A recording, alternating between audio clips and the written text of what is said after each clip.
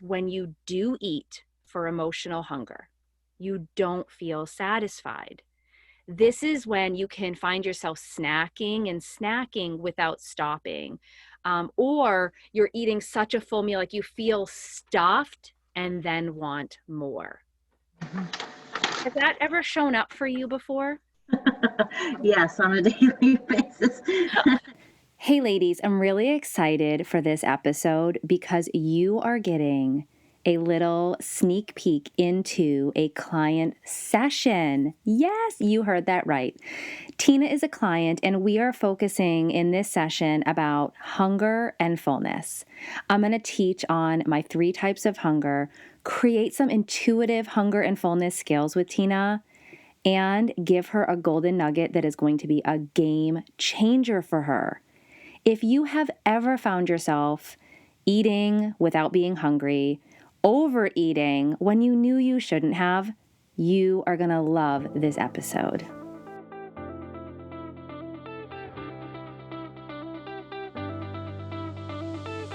Welcome to the Health, Life, and More for Women podcast with certified health and life coach, mom of 4, and just all-around lover of all things 80s, your host, Jennifer D'Amato.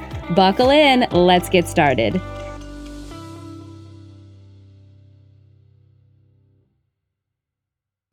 All right, Tina, are you ready for something new today? Yes. All right. So what I want to talk about today is something I call honoring hunger and fullness. We're going to talk about what that means, why it's important, and how to practice it between our sessions. So last session, we were talking about what to eat for your unique body. You know, those foods that were giving you energy, like you said last week, you know, you love that avocado toast, that sprouted bread, nuts and chicken. Mhm. And which foods were taking it away from you? Would you notice like those salty, really high, like processed carby foods, like those, you know, gluten-free pretzels and crackers and stuff that you said that were taking foods away? But if you want to get those big results, then what you eat is only part of the big picture. We also have to look at how you eat. So in other words, you know, who are you being when you eat? Do you notice that you eat when you're not actually hungry because, you know, the clock says it's 12 o'clock and, you know, we get mentally programmed that, you know, it's noon, you know, we have to eat. Maybe you even notice that you eat too little or you're eating too much for your body's energy needs. So by the end of our session today, I want you to have a deeper understanding of all of this. So the place that I want to start, though, is honoring hunger. How does that sound? That sounds great. Awesome. So the question is, how do we honor our hunger? So honoring hunger, it's actually about recognizing what happens internally before you get hungry. So instead of waiting until you're so hungry, you know, my mom would say like, oh my gosh, you're so hungry, you could eat a horse. You know that saying. Yes. It's when you tune into the internal signal that the body needs nourishment. It's kind of like I picture the gas tank on our car. So you know that buffer zone when you get in the red on your gas tank? Yes. All right. So the gas light appears on, or you get that little ding or whatever. And depending on what you drive is usually like, I don't know, 20 to 40 miles before you actually run out of gas. You know, the car would come to a halt. Have you ever tested that before? Are you the kind of person that drives in that zone? Yes. Oh, God. I have run out of gas before. Yes. So. You've run. Okay. That's good for me to know.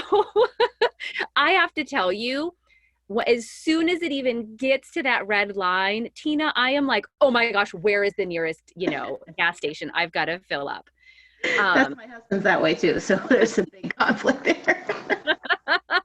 Here's the thing. You may have done it with your car and maybe if someone's rescued you, I don't know, you called the AAA, whatever it is, but we don't want to wait until we run out of gas to eat. Right. You know, the reason is that's when that crazy in us, I feel like that's when the crazy in us unleashes. if just take a moment and even take yourself to that place where you can notice what happens when you're super hungry. Some people, like, their eyes might glaze over. They start to like slump in the chair. They feel like, oh, I can't really do anything. Some people become that unreasonable witch, we'll say. And then they take it out on who? They end up taking it out on, people that are closest to them, coworkers, loved ones, maybe anyone around. And then you end up doing the thing we don't want to do and choose to, eat foods that are within reach. We don't think about it. We just feel desperate to eat. Do you relate to any of that? Oh, yes. Yeah. I tend to be the person that will take it out on people. I get hangry. Hey, oh yeah, we know that term, right? That hangry, where the borderline, I'm hungry and now I'm just getting, maybe it's that unreasonable witch part, right? Yes. Yeah. And I'm just so hungry, I just can eat anything I can find. Yeah. And that's really true, Tina. Like, it's impossible to think clearly or make good decisions for ourselves if we get to that level of hungry. We're no longer thinking about our best health. We're not thinking about, those, the big MOFAs, the motivating factors we talked about initially, the reasons why you're stepping into this work. All we do is focus on this need we have to feel physically full. We'll eat anything, right? We'll grab anything, whether it's 5 pieces of toast, a candy bar, the pint of ice cream. We just grab breadsticks and tomato sauce and devour them. And then what happens, even after we eat all of that, and maybe literally all of that, you still feel unsatisfied. It wasn't a real meal, right? Yes. And our body has this appetite mechanism, and it's always searching for us to tell us, like, we had a meal. So what happens is it doesn't even shut down until you've had what actually feels like a meal. Have you ever had that can't stop snacking happen to you? Yeah. Every night. Okay, so that's what's happening there. It's that appetite mechanism, our brain going, this doesn't feel like a meal. So until I feel like I've had a meal, I'm not going to stop. I can't shut down. I think this is probably a really good place to teach about the 3 types of hunger. And you might notice you identify with different pieces from each of them. But I want to kind of dive into that a little bit and notice what comes up for you when we discuss them. How does that sound? That sounds good. Okay. So the first type of hunger is really simple. It's real hunger, like the real deal. So your body exhibits signs and symptoms of hunger, like your stomach can growl, or you get that hollow feeling. You might have a little bit of that lightheaded feeling, inability to focus. Some people have mentioned, even with real hunger, they get like a slight headache, or they really notice a drop in energy. Um, some notice also, like, I'm even talking about it, that increased saliva, where your mouth, like, it literally starts watering. You can't think about anything else until you satisfy the hunger. So that would be real hunger, okay? With real hunger, when you do eat, you actually feel satisfied and you experience relief of any of those signs or symptoms of hunger. At the end of satisfying it, you actually can acknowledge, I'm no longer hungry. So that's real hunger. Have you experienced that real hunger from beginning to end like that? Yes, I have. Okay, awesome. The second type of hunger I want to address is emotional hunger. So with emotional hunger, generally we don't see any typical signs of that real hunger, but you still have a strong desire to eat. Feelings of stress, frustration, anger, sadness, even like celebration, joy, it's your emotions are guiding you to eat. They're the thing kind of nudging you in that direction. You may or may not be able to identify that you're emotionally eating. This one can be tough. But what I want you to notice here is when you do eat for emotional hunger, you don't feel satisfied. This is when you can find yourself snacking and snacking without stopping. Or you're eating such a full meal, like you feel stuffed and then want more. Has that ever shown up for you before? Yes, on a daily basis. Every night. Okay. And this is so good that we're already starting to identify the emotional hunger. Do you happen to, because we're kind of stopping here for a moment, do you identify any emotion that's attached to it? That's kind of difficult. I think sometimes I think I'm bored. Mm. Sometimes I think I'm lonely and just want someone to talk to. And I guess food makes a good person to talk to. And then sometimes I think it's a lot of stress that I have not dealt with, but I don't recognize it at the time as stress. I think it takes me a while to realize, oh, you know what? You were probably stressed. That's really good, Tina. Okay, one thing I'm going to have you write down in your journal is this simple question for this one right here. Okay. And the question before you eat, because you said this is showing up at nighttime. That's when you're seeing this. Okay. The question I want before you grab the food that we're going to start practicing this week is, what is it I want right now? That's the question you ask you. What is it I want right now? Because you just unpacked a whole lot of stuff there as far as the boredom, the lonely, and maybe company, companionship, someone to talk to, any of those things. What is it I want right now? It's really hard when we ask ourselves that question to not answer it truthfully at first, because there's going to be an answer that comes up for you. I've had other people tell me, like, the first thing that popped up was a hug. Legit had, like, they wanted a hug. Now, if your brain tells you, well, I want a hug, or I want to go to bed. I've had, people tell me I wanted to go to sleep. It was 8:00 and they were fighting this. It's harder to deny the answer or to feed it with the gluten-free pretzels and the crackers and the cheese and all those things, because you just had that answer. So we're going to put that into practice this week, is that simple question. What is it I want right now? Okay. Mm-hmm. Okay. I do want to address the third type of hunger that I see come up, and it's something I call imagined hunger. So imagined. All right. You can experience, and this is the tough one, you can actually experience any signs and symptoms of real hunger, even if you just finished eating. Mm-hmm. So here's what happens.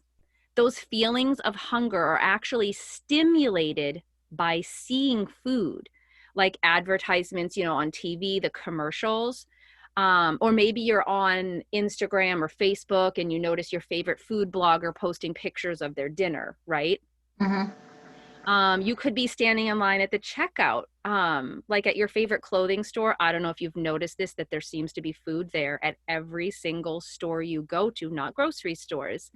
Those are actually strategically placed candies and all of that. And all of a sudden you notice, I want to eat. Mm-hmm. So like emotional hunger, you actually will not feel satisfied when you eat if you're having that imagined hunger. In fact, you might actually feel stuffed because you've already eaten, but you grab the food on the commercial break. Would you say you've ever noticed this imagined hunger come up for you? Yes, I have. And the interesting thing with that, it's normally if I see people drinking wine, then I want wine. Oh, okay. And if you haven't written that one down for yourself, I think it's so good to put pen to paper on that one, that that one happens to be a trigger for you, is wine. Mm-hmm. That's really good. And again, okay, so for me, when I hear that is, wow, you already had mentioned when we were talking about emotional hunger, you were talking about stress, that you feel stressed. Mm-hmm.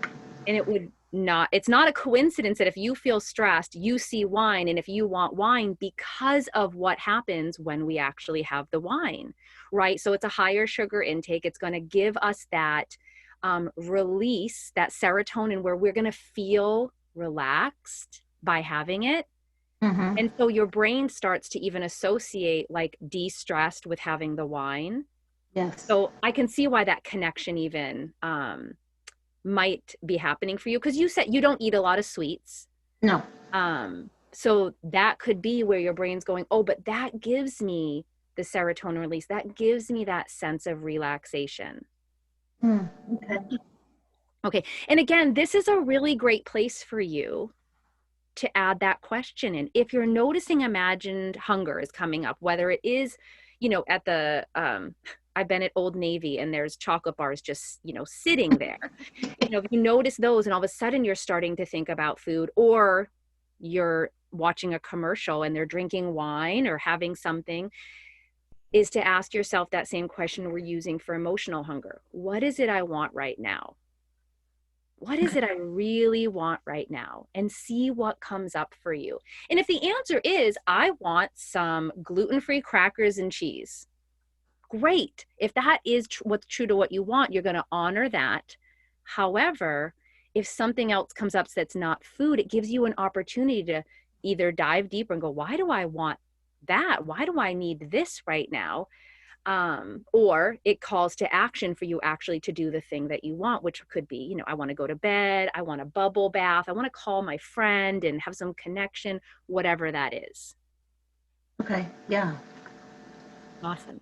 All right, so let's dive into this. The final step is talking about hunger, is to actually really recognize what's going on when you're going to be hungry, when that hunger, those signs and symptoms are coming on.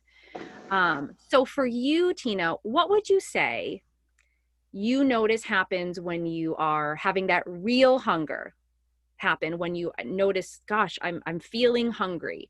What are some signs and symptoms you have? I start to feel empty in my belly, and I have a little bit of a growling that happens, and I start thinking, I think I need to eat soon. Mm. Like I'm like, okay, and then I also do oh, it's almost 12, it's lunchtime.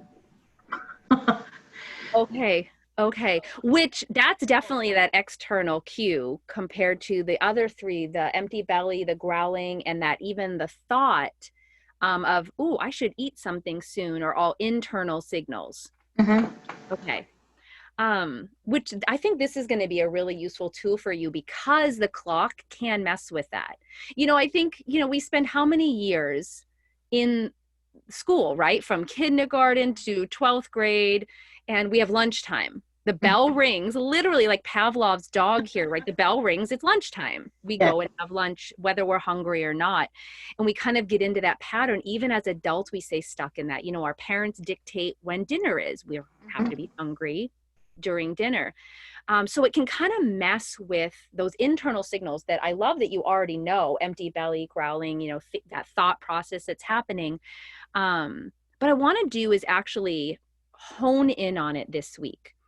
So I'd love you to actually create your own hunger scale. So what I'm going to have you do in your journal is just create a scale. It can be a linear one from 1 to 10. You just mark that out. Okay. All right. And just get all the digits in from 1, 2, 3, all the way through 10. And we're going to label this one Tina's hunger scale. And the reason I even want you to be really specific that it is yours, I know it's in your journal, but everyone's a little different in how they experience hunger. Like we said, there's lots of signs and symptoms. And I really want you to have this for you, okay, that works best for you. Okay. So a couple of things I want you to mark on there. So if you circle the number 2 on your scale, Okay. now that, Tina, is when your gas light would come on, not when you've run out of gas, right? Not when you're calling AAA or the hubby to come get you. But I want you to mark the 2. That's the indicator that it's time to plan for nourishment. Okay. Now, Tina, you may have already planned, what you're going to eat for the day. So you have that set. And it really just means, ooh, I need to grab that food I have planned. I know that you love that, your avocado toast at breakfast time. And you already have that in the house. You have your ingredients. You love that. You enjoy that and eat that every day. But that 2 is really just kind of saying, hey, I'm going to have to eat something. It's that where you said I kind of thinking I have to eat something. It's that internal feeling. That's a 2. Okay. Now, I also want you to put a little mark, maybe a star or something near the number 10. Now, that 10 is crazy, that psycho, hangry, hungry. We probably don't want to hang out with that Tina who's at a 10. That's the 10, okay? Yeah. And I like to put a little arrow or a mark around the number 5. I don't really like to get past the 5 on my hunger scale. When we go past the 5, there's really a good chance you're going to be setting yourself up for those poor food decisions or a total binge, the overeating. Okay. So we've kind of got our 2 is where we plan, right? Mm-hmm. 10 is, we're not even wanting to cross to that side of it. So really by a 5, we've probably already eaten something, or we're going to be eating right there. Does that make sense? Yes. Awesome. Awesome.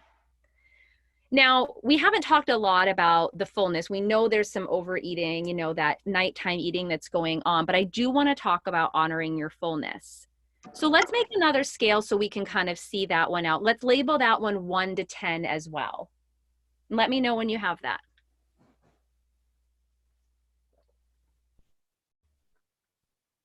Okay. Awesome. Now I want you to circle, maybe a couple circles on the number 10 on here. This is where you're so stuffed you have to like unbutton your pants. I call that one like Thanksgiving plus 2 pieces of pie kind of stuffed, okay? Okay. This is where it's starting to hurt to breathe. You're so uncomfortable. Have you ever experienced a 10? Yes. Tina, you have a tell. You laugh, you have a tell. But that's where and I actually think it's a good thing that you can relate to it. You know how uncomfortable that feels. That's 10. Okay. Now the mark I really want you to see is the 7. Okay. That's a big arrow. That is right here. We are looking for a 7. Now remember, this is talking about fullness. I really like the word satisfaction because that's what a 7 is. If you think about it, a 10 on the fullness scale is full. It's usually so full, right? The 7 is where you're feeling nourished. You feel energized. Like we've talked about foods that give you energy. This is the stuff where you're feeling that energy. Like I can do the things. You feel satiated. You are satisfied, but you're not stuffed. So this is about 75% fullness. Okay. That is our aim. Now I'm going to tell you, this is going to be where it does take practice, but you start to notice with practicing this that between that like 7 and 8, you go from, okay, I'm refueling, I've got things to do, so I've got this good energy, to just indulging for pleasure. You're just eating for pure pleasure. Like on Thanksgiving, right? It just tastes so good. I'll have that extra piece of pie just because it tastes good. I don't need that for energy or to do anything. Nope, just for pleasure. Mm-hmm. So once we tip over a 7, it's no longer about energy. It's just because it feels good. It's just because we have these old habits like clear your plate. You ever been part of the clear your plate club? Oh, yes. Yeah. A lot of us grew up with that, right? Where this idea that if there's food left on our plate, we have to eat it. Yes. People are starving in other countries, yeah. Yes, they are starving in other countries. Therefore, you need to overeat, right? We've grown up that way. I've had people tell me that they clear their plate so they could go out and play. So one way or the other, there's been this this training that we've had, right? That you have to clear your plate, whether you're out to eat, whether you're at home, whether someone's there or not. Yes. So this is where this scale is really going to become work, where you're going to be paying attention to that level 7. Okay. I'm going to give you some other ways to work this. I want to actually give you some tools that you're going to use with this scale as you practice it this week. Okay. Because if you look at these, you have them in front of you now. You've created a hunger and a fullness or satisfaction scale. If you Yeah, look at them, they're very simple, right? sure. You start planning to eat when you're at the 2 on the hunger scale and you stop when you're at a level 7. Right. Okay, here's the problem though, is what we're talking about. We have all these habits of eating beyond fullness. We Yes. also get in these habits of eating when we're not hungry. We have these habits of waiting to eat until we're hangry, right? We have these things. Okay, I grew up on the East Coast and we would go out for Chinese food a lot of the time. And the way it was always served when we went out to eat is there was like basically platters of food put out so everybody could pick, right? And you eat and you know you're done. You know you've had enough, but right, it's just sitting there in front of you and the taste so good and all the salt and all the goodness and things you don't eat very often. What do you end up doing? Well, we pick a little bit more off. Mhm. And then we pick a little bit more off. We talk, we're in conversation. We just keep mindlessly eating. And before we know it, what happens? Our stomach hurts. You know, you're wishing you didn't overeat. You're asking someone to roll you out of the restaurant. Right? Does that sound familiar? Oh, yes. Yeah. So whether it's Italian food, Chinese food, whatever you grew up, you know, this is something that ends up getting us stuck in that place. Mhm. And they become these habits. They really do. They become these habits. We don't think about them until as right what we're doing right now, and we're kind of bringing them up and looking at them with a little bit more a deeper level of, oh my gosh, I have been doing this, and I notice, yep, I grew up hearing that, like you said, kids were starving. Yes. In another country, you have to clear your plate. So I want to give you 7 ways you can start practicing honoring your inner intuitive hunger and fullness scales. You ready to write some of these down? Yes, please. Hey ladies, you are definitely going to want to stay tuned to get these 7 tips that I give to Tina. And definitely stick through this till the end to hear Tina's aha moment. It's going to blow your mind. Want to learn the 3 types of hunger that I teach all of my clients? Head over to www.healthcoachforlife.com and download my free ebook, Am I Really Hungry? Right now. If you are interested in having a session like this, then book your free consultation with me today. All you have to do is click the link in the show notes or head to my website, www.healthcoachforlife.com/about, and click to book your free consultation today. But let's not wait any further. Let's hop back in so you get to hear the 7 tips I gave to Tina and her amazing aha moment. Now, we've already talked about this first one, which is really just to start planning what and when to eat when you're at that level 2 on your hunger scale. Now, for you, you've already been, you know, doing your plan with your breakfast and you have that every day and you have that set, which is awesome. Now we're just going to extend that into your other meals, is making sure you have the food in the house, the plan ahead of time, what you're going to have. And that will include if you need to pack snacks because you're going to be out on the road, and maybe you grab a few nuts to take with you. Okay. So we're going to have that planned so we're not getting to the hangry part. Okay. The second one is what we already talked about last week, which is eating those high energy foods that your body wants, which we already know with breakfast, you know, things like chicken, the nuts, those things that make you feel like I can go conquer the world now. You know, I have energy. I don't want to just sit on the couch and binge Netflix all night long. So that's your second one, is eating those high energy foods. Okay. And that third one, again, we're kind of putting this all together, is it's eating for energy. So we're aiming for that level 7 or that 75% on that intuitive scale for you. We don't want to go to that level 10, you know, when we have to unzip the pants kind of fullness. We want to go for satisfied. Okay. I find it really cool that other cultures actually have words. Like the Japanese have a word for 75% full. I don't have it in front of me. I wish I did. I'd probably botch it anyway because it's Japanese. But I mean, it's something that's practice. Again, not to feel full. People always wonder how other cultures don't seem to have that overeating.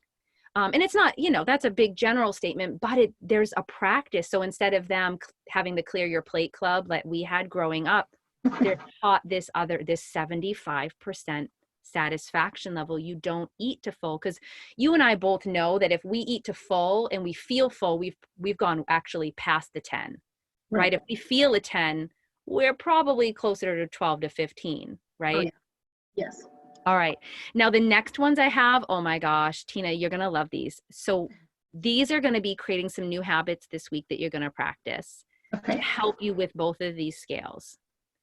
So this is number 4 on your 7 ways, but this one is make a physical gesture that your meal is complete. I have a few ways you can do this. Okay. So you can push your plate away. You can put your napkin and over it. You can cross your silverware over it, or you can do all of those things. It's something to signal to yourself, I'm 75% full, I'm satisfied, this was great. There might be food on your plate, and actually seeing that food, because we've had this habit of clearing the plate, even though we know we're satisfied, we're going to end up eating it. So pushing the plate away, because you're still at the table, you can't get up, scrape it off or put it in a leftover container, crossing your silverware over it, signifying to yourself, I'm satisfied. Okay? Yeah. All right. The next one is declaring out loud. You can do it to yourself. You can say to whoever you're eating with that you're satisfied. Some people like to say, oh, I'm full. We're so used to saying that. But you and I know that means you're satisfied. Right. It actually is going to dissuade you from continuing to eat, because you've already announced that the meal was complete for you. Okay. Now, I know some people are like, I'm going to say what now out loud, except this is common conversation. Oh, that meal was so good, I'm done. Yeah. That's an uncommon thing, right? For people to say, oh, that was delicious. Oh my, I can't even eat another bite. I don't want another bite. Right. So that doesn't, and even if we're out to restaurants, that happens all the time. This is a common conversation. But again, it's that talking out loud. It's hard for your brain to reconcile that if you go back for that other food. And if you are with other people, you almost inadvertently invite them in to be accountability. Right? Yeah. If you're eating with them, hey, Tina, I thought you were done. Oh, I am. And then maybe that's the signal you're going to put the napkin, the silverware, push it away if you hadn't done that already. Yeah. Does that make sense? Yeah, I've had that happen before. You've had that happen where you've announced it?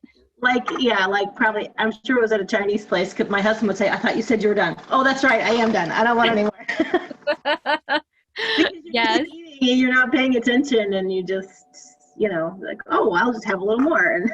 Yes. Okay. Well, I'm going to give you, to help with that one, this is the next tip I have that we're going to put into place, because I actually think the out to eat part, that can be really tough for this. So if you're out, as soon as you know you are at the 75%, you feel good, you want to cross it over, but there is the foods, because we've got platters or you have leftovers, whatever that is.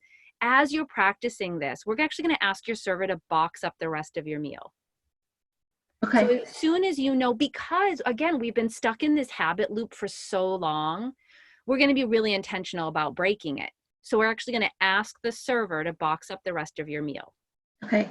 Now, I actually believe this is something you can do at home as well. Okay. So if you make a meal and you're practicing these things we're talking about today, right? And we're going to be eating the high energy foods, we're eating for energy, we're noticing that we're satisfied, but now I have food left. Mm-hmm. You can actually be your own server. So when you make the meal, before you sit down, you can take out your Tupperware, whatever that is that you have. And maybe you use leftovers for lunch the next day, or you just package it up for someone to grab from the fridge, and you have them out as if you're the server. And as soon as you know you're done, you scrape them into there, put them over to the side, and you can still come back to the table and converse and be part of conversation, or that's part of your tidying up process, but you have the containers out already on the counter. I love that. Yeah. I actually noticed, I've had clients notice they're actually spending less on groceries because they were packaging up more, because they were used to serving themselves, right? So much food that they had all this leftover, and now they were having lunch the next day. Yes. Awesome. Yeah, I love that. Awesome. All right. One last tip that I have for you is this idea. Now, I know we've talked about chewing and being more intentional about actually chewing our food, something, we don't think about until we think about it. But I Right. want to invite you to be able to hone into that 75% is to use something I call the food fork down method. So what this looks like is whether I say food because maybe it's a hamburger or something, a taco or an egg roll, Chinese food, and you're using your hand, or you're actually using a utensil like a fork when you're eating, is what I invite you to do is actually to take the bite of food, whether in your hand or using a utensil, put the food or fork down, let go of it, and chew your food as you've been, just being intentional and actually enjoying all the flavors and the taste. When you're done and you've swallowed, then you pick up the food again and take your next bite. Okay. Now, this method, again, it's not, no one will know. And this is really what I love about all of these is no one knows what you're doing, Tina. You're doing this for you to start being really intentional with your eating and with your hunger and fullness. So you're doing these things and no one's going to know. No one knows that you're, paying attention to your food as you were doing last week, and chewing and paying attention. No one's going to know you're putting your fork down. They might say, wow, maybe Tina's taking longer to eat, right? They might notice that. Which again, imagine at the end of that meal, though, how you feel when you're satisfied and you've really enjoyed every bite that you've taken. Yes. Okay. So what you'll start noticing is because you're taking this time with the food fork down method, with being intentional about, taking those bites, your meal's going to take a little bit longer. Your brain, that appetite mechanism we talked about at the beginning of our session, starts to go, hey, I'm having a meal. Like I'm noticing this is happening where it can actually start signaling and get that same signal to say, now I'm satisfied. And you've taken that extra bit of time for your stomach, your digestion to talk to your brain to say, I'm done. I'm satisfied now. Okay. Okay. Does that make sense? Those were our planning to eat our high energy foods, eating for energy. We got a physical gesture, declaring out loud, boxing food up, whether at home or out, and the food fork down method. Awesome. Does that sound good? Yes. Awesome. And then remember for you, we had a whole other question that we're inviting in. And I think a lot of that's going to show up at the end of the day for you.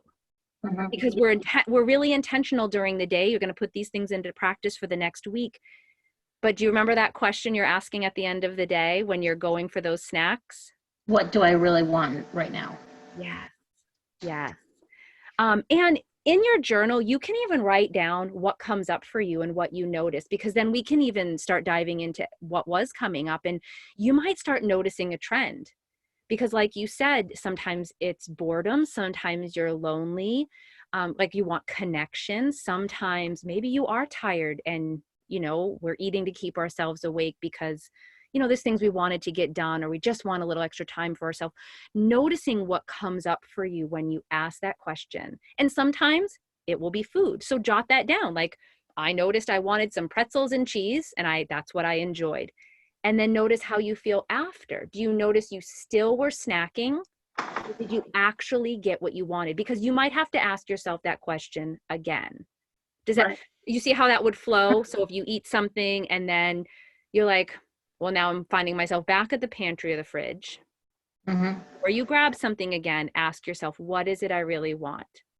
Okay. Okay. Yeah. Awesome. Awesome. All right. So is there anything that you need to set up for success this week for these things to be put into place? Well, I think I'm going to work on the planning out my meals in advance and having everything planned.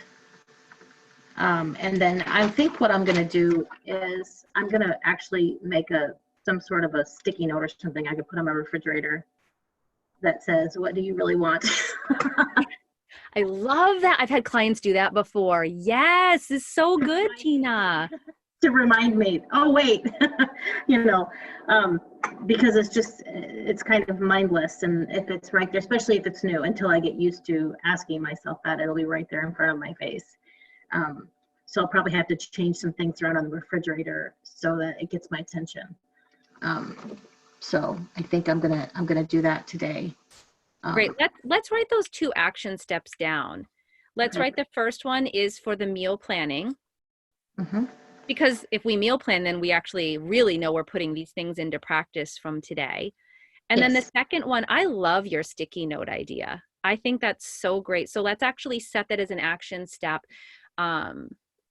to write on there that question you're going to ask yourself and stick right. And you might need 2. I don't know if there's a pantry one or a refrigerator one, where you end up, because if we're getting gluten-free crackers out, where are those? Let's put it there as well. And when do you think you can have the sticky notes written down and put on? How soon do you have that done? Probably, I don't know, before 3:00 today, I would say. I could do it in a couple hours. I'll have them done and on the refrigerator. So they will definitely be up before tonight. Excellent. And then our third action step is to put these tips that I gave you today, the 7 ways that you're honoring your hunger and your fullness. That's your third action step for today, is to put those things into practice, which I know includes a lot. And I know you have your notes down for that. You have your scales in your notes as well to be able to reference. Yes.